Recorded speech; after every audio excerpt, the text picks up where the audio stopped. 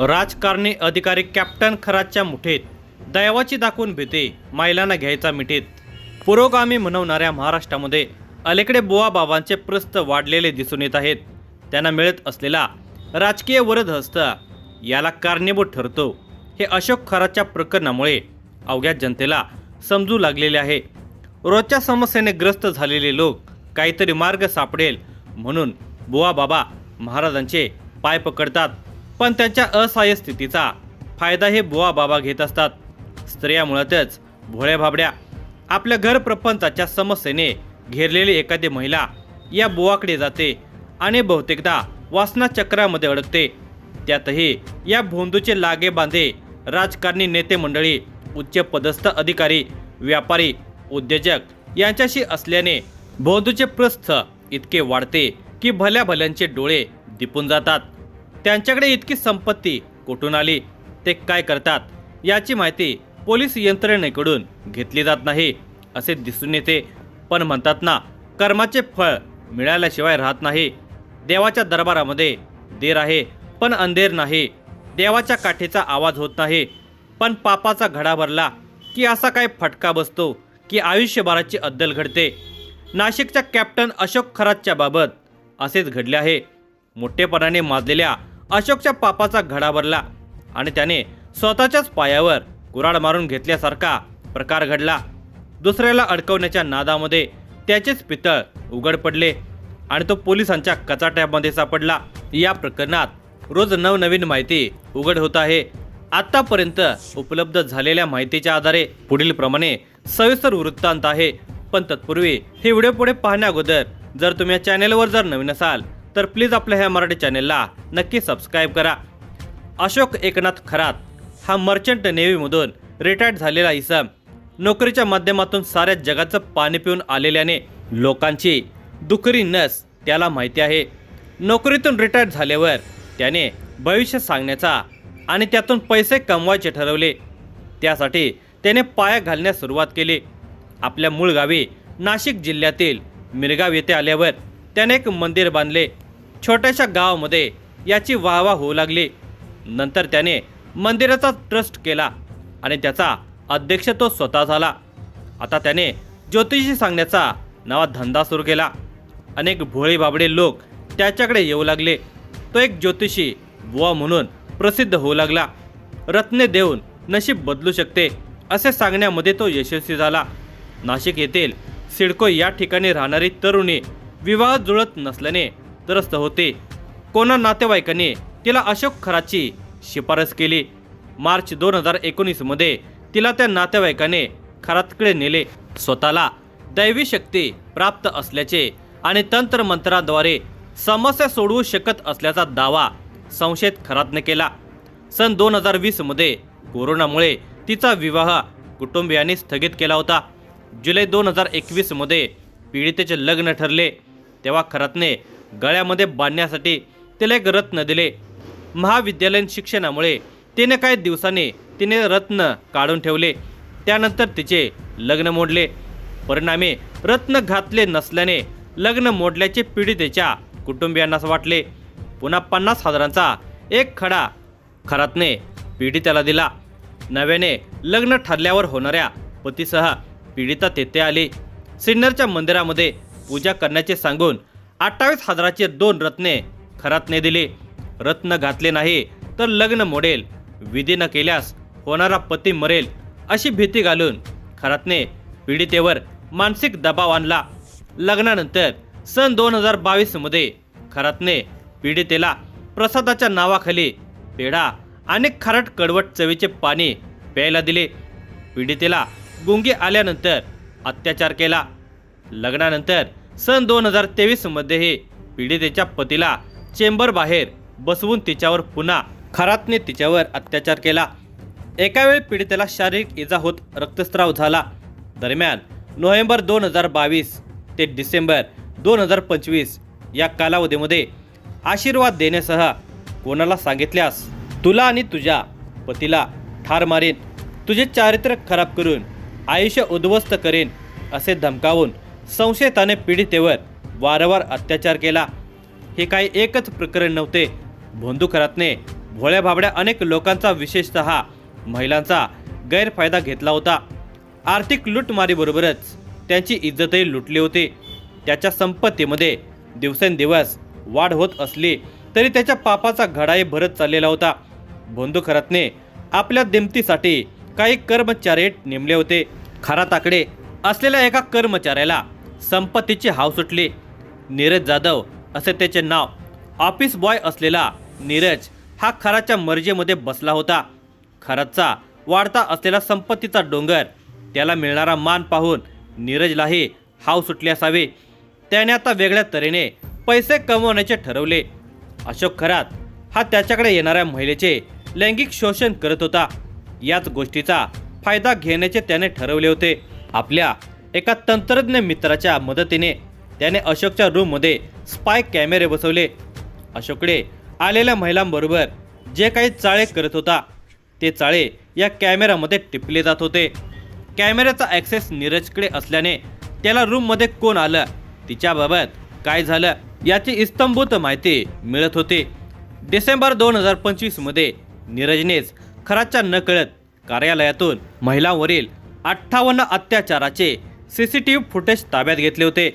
दुष्कृत्य करूनही खरात समाजामध्ये साधू म्हणून वावरत असल्याचे पाहून नीरजच्या मनामध्ये पैशाची हाव निर्माण झाली। नीरजने खरातला ब्लॅकमेल करण्यास सुरुवात केली। नीरज आणि त्याच्या काही साथीदारांनी या वादग्रस्त क्लिपच्या बदल्यामध्ये खरातकडे 5 कोटी रुपयांची खंडणी मागितल्याचीही माहिती समोर आली आहे। पण खरातने नीरजच्या धमक्यांना भाव दिला नाही। तुला काय करायचं ते कर असं म्हणत त्याने नीरजला फाट्यावर मारलं। त्यानंतर नीरजने पीडित महिलांची मदत घेण्याचा प्रयत्न केला आणि इथंच फास टाकला। नीरजने शिर्डीतील एका 24 वर्षीय विवाहितेचे मॉर्फ केलेले फोटो आणि व्हिडिओ तिलाच व्हॉट्सॲपवर पाठवून धमकावले। तिने लगेचच ही माहिती खरातला दिली, परंतु खरातने स्वतःला वाचवण्यासाठी तिला पोलिसात जाण्याचा मार्ग सुचवला। दरम्यान खरातकडून पैसे मिळण्याची शक्यता धूसर झाल्याने नीरजने सिडकोतील 28 वर्षीय विवाहितेचा व्हिडिओ तिच्या मेव्हण्याला पाठवला आणि खराची कोंडी झाली। मेव्हण्याने या प्रकरणाकडे गांभीर्याने घेतले आणि पीडितेला धीर देण्याचा प्रयत्न केला आणि पोलीस स्टेशनला फिर्याद देण्यासाठी सांगितले। पीडितेने मेव्हण्याचे म्हणणे ऐकले आणि नाशिकमधील सरकारवाडा पोलीस ठाण्यामध्ये दाखल झाली। तिने अशोक खरात विरुद्ध गुन्हा दाखल केला। बाबा आपल्याला गुंगीकारक औषध देऊन अत्याचार करत असल्याचा गंभीर आरोप तिने केला होता। या तक्रारीनंतर दिनांक 18 मार्च 2026 रोजी गुन्हे शाखेच्या पथकाने पहाटेच्या वेळी अशोक खराच्या घरावर छापा टाकून त्याला अटक केली। त्याच्यावर अत्याचारासह विविध गंभीर कलमांखाली गुन्हा दाखल करण्यात आला आहे।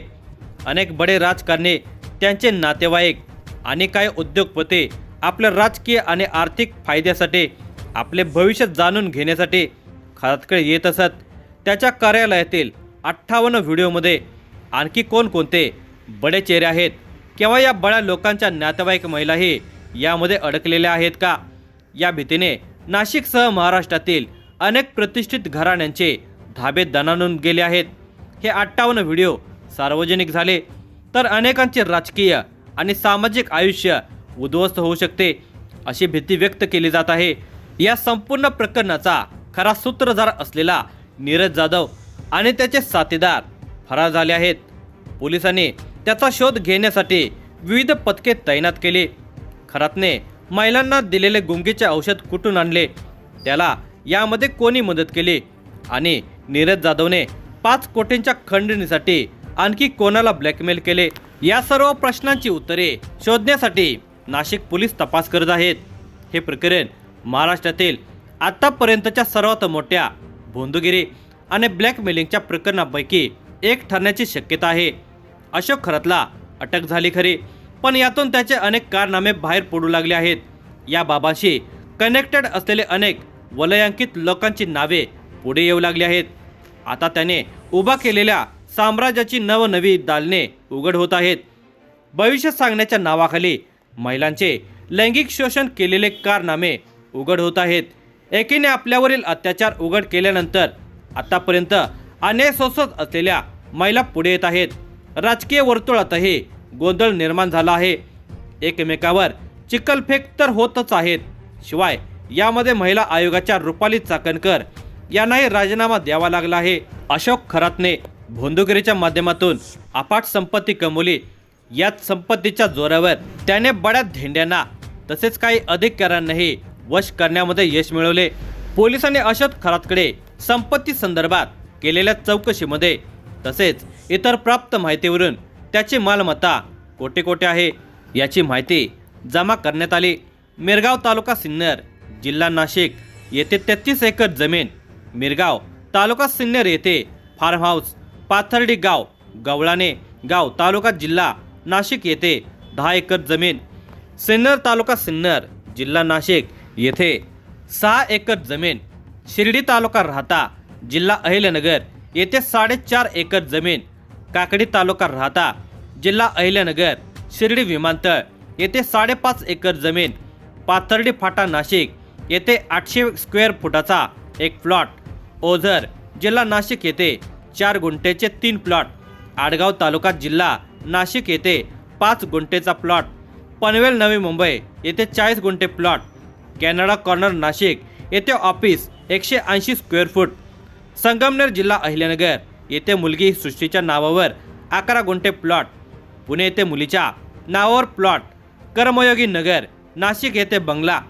शिर्डी तालुका राहता जिल्हा अहिल्यानगर येथे पार्टनरशिपमध्ये साई सिल्वर औक मंगल कार्यालय, सिन्नर तालुका सिन्नर जिल्हा नाशिक येथे 5 जणांच्या मध्ये मिळून 6 एकर जमीन, स्वतःकडे 12 तोळे सोने, पत्नीकडे 20 तोळे सोने, पत्नीच्या नावे डीमॅट अकाउंट, 1 ते 2 लाख गुंतवणूक तसेच 5 बँक खाते असल्याचे समोर आले आहे। ICICI, union bank, Saraswat, SBI, विश्वास कोऑपरेटिव्ह आदी बँकांमध्ये खाती असल्याची माहिती पुढे येत आहे। अफाट संपत्तीच्या जोरावर अशोक खरात नेते मंडळीबरोबरच अधिकाऱ्यांनाही आपल्या बाजूने वश करण्यामध्ये यशस्वी झाला। कारण अशोक खरातला अटक झाली तेव्हा नाशिकमधील काही प्रशासकीय अधिकारी त्याला वाचवण्यासाठी पुढे आल्याचे समजते, पण SITच्या अधिकारी तेजस्वी सातपुते यांनी या प्रकरणाची पाळेमुळे खणून काढण्याचे काम सुरू केले। त्यांच्या धाडसामुळे अनेक वर्षांपासून सुरू असलेले त्याचे वासनाकांड उजेडामध्ये आले। अशोक एकनाथ खरात याला बुधवारी दिनांक 18 मार्च 2026 रोजी अटक करण्यात आली। न्यायालयाने त्याला 24 मार्चपर्यंत पोलीस कोठडी दिली।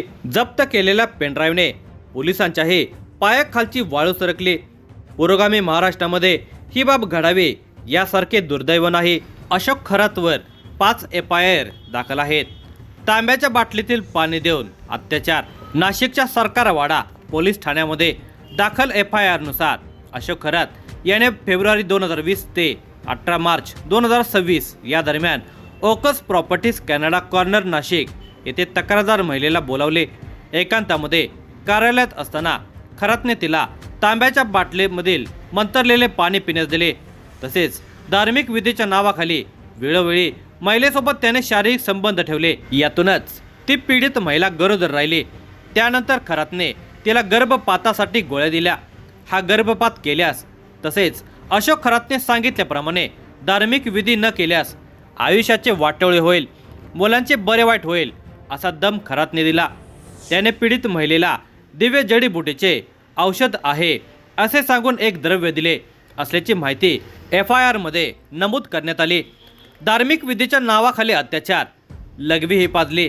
सरकारवाडा पोलीस ठाण्यामध्ये BNS 64-1 74 351 2 सह महाराष्ट्र नरमळी आणि अमानुष, अनिष्ट आणि अघोरी प्रथा आणि जादूटोणा प्रतिबंधाचा अधिनियम 2013 चे कलम 312 नुसार दुसरा गुन्हा दाखल झाला।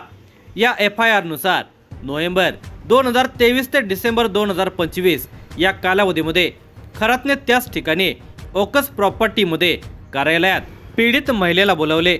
तक्रारदाराच्या पत्नीला गरोदरपणामध्ये करावयाचे धार्मिक विधीचे कारण सांगून तिला बोलावून तिच्या पोटावर, छातीवर हात फिरवून तिच्या गुप्तांगामध्ये बोट घालून तिच्यावर अत्याचार केला।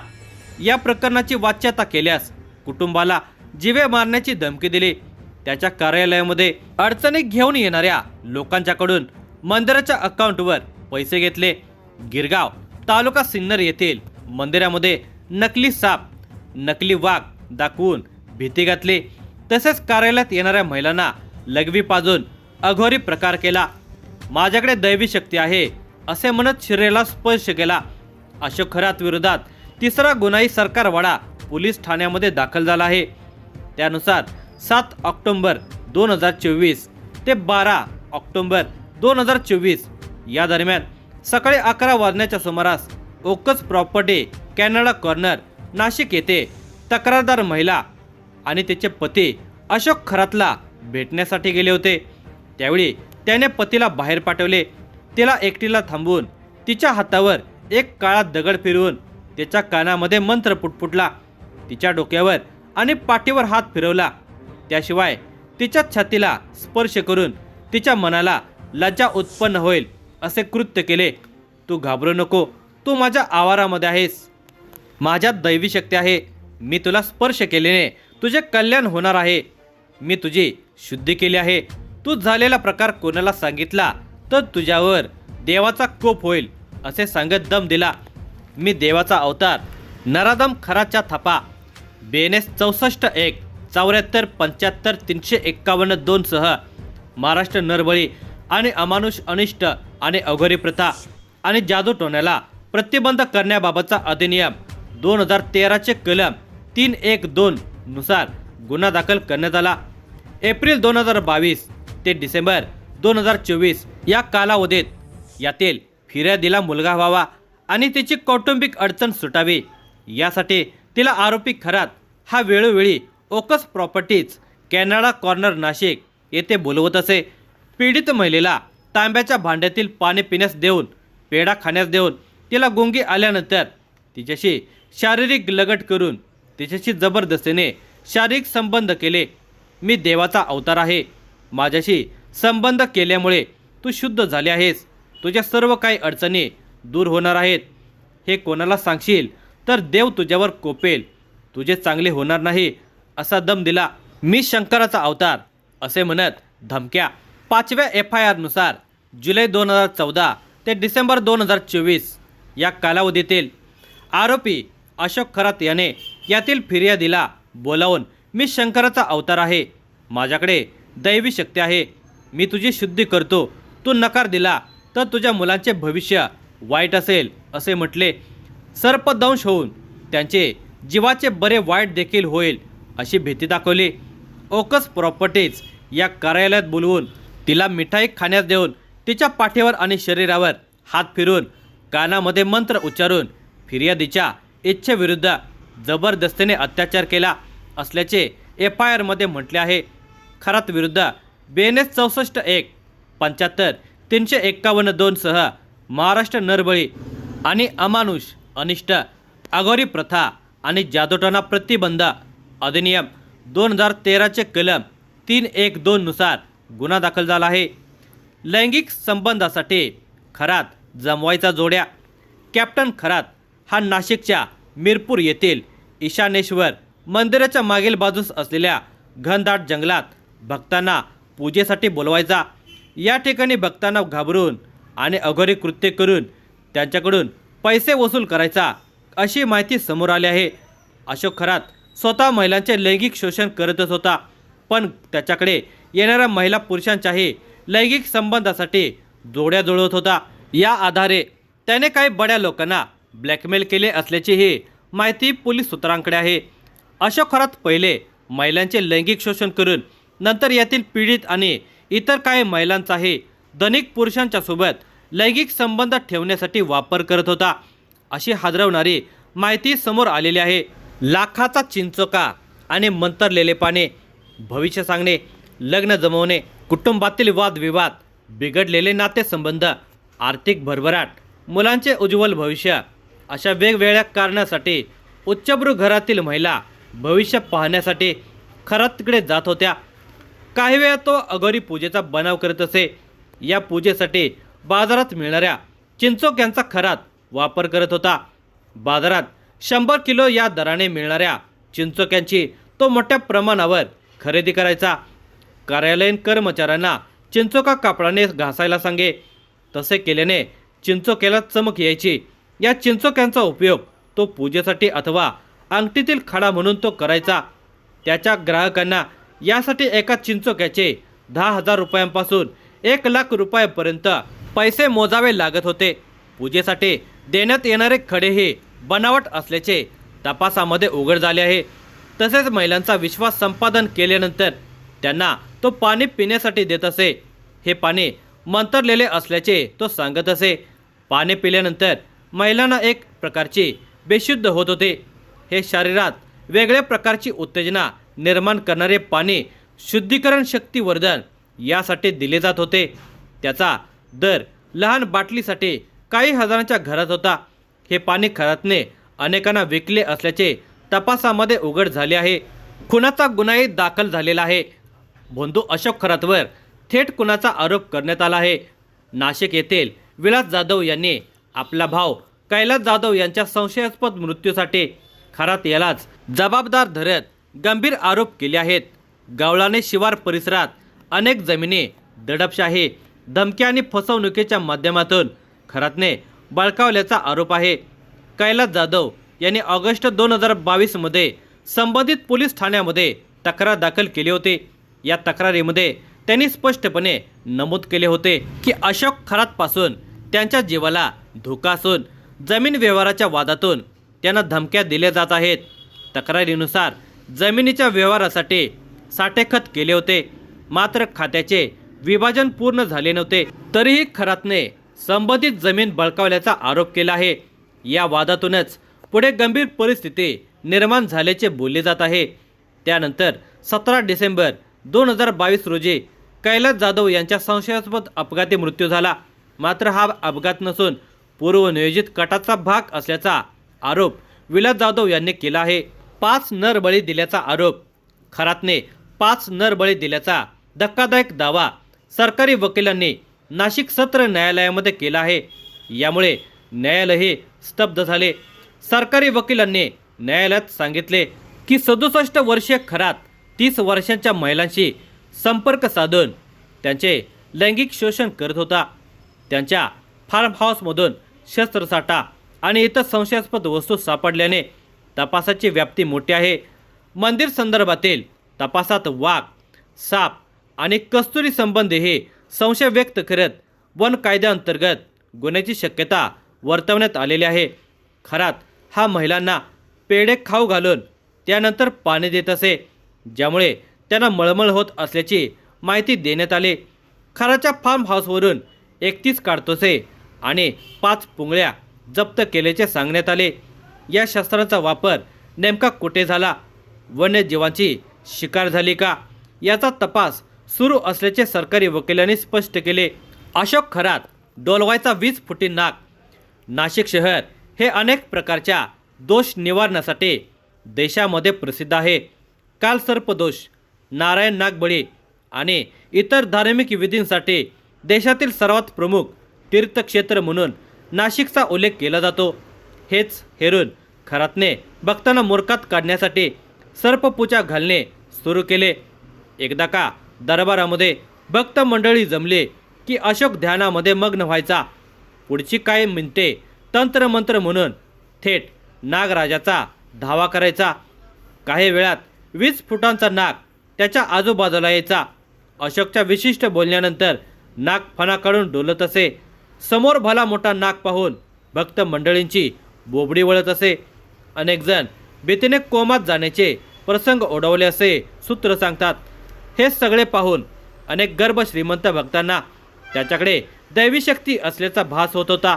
समोर पाहिलेले दृश्य भक्त मंडळी त्यांच्या जवळच्या लोकांना सांगत.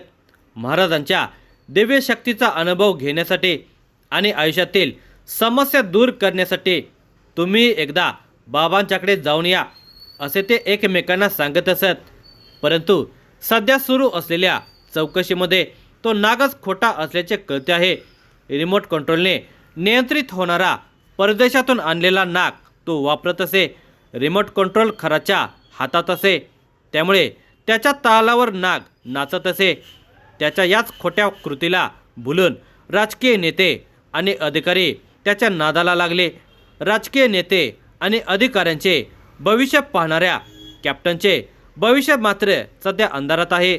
फ्यू वन्सने उडवली झोप. खराचे महिलांसोबतचे आक्षेपार्ह व्हिडिओ काही जणांच्या हाती लागले होते. त्याने हे व्हिडिओ खरातला व्हॉट्सॲपवर पाठवले. मात्र हे व्हिडिओ व्ह्यू वन्स मोडवर टाकण्यात आले होते. खरातने घाईघाईत काही क्लिप्स पाहिल्या, पण त्याला त्या पुन्हा उघडता आल्या नाहीत. या क्लिप्स पुन्हा पाहण्यासाठी किंवा सेव्ह करण्यासाठी कोणत्या सॉफ्टवेअरचा आधार घ्यावा हे न सुचल्याने खराची चांगलीच गोची झाली. आपल्या पाठीशी दिग्गज राजकीय नेते आणि वरिष्ठ पोलीस अधिकारी असल्याच्या तोऱ्यात वावरणाऱ्या खरातने हा विषय सामोपचाराने मिटवण्याऐवजी समोरच्याला धडा शिकवण्याचे ठरवले. तो थेट नाशिकमधील एका अत्यंत वरिष्ठ पोलीस अधिकाऱ्याला भेटला. हा अधिकारी खरातचा भक्त होता. खरातने या अधिकाऱ्याला खंडणी मागितली जात असल्याची तक्रार केली. या भक्तानेही शहानिशा न करता खरातचा मोबाईल आपल्या विश्वासू टीमकडे सोपवला आणि त्यातील डेटा रिकवर करण्याचे आदेश दिले. त्याच्या मोबाईलमधील त्या गुपित क्लिप्स उघडण्यासाठी पोलिसांनी सायबर सॉफ्टवेअरचा कसब पणाला लावलं. तांत्रिक प्रक्रिया पूर्ण होऊन तेव्हा स्क्रीनवर उमटलेलं एक दृश्य पाहून अनुभवी पोलीस अधिकारीही सुन्न झाले.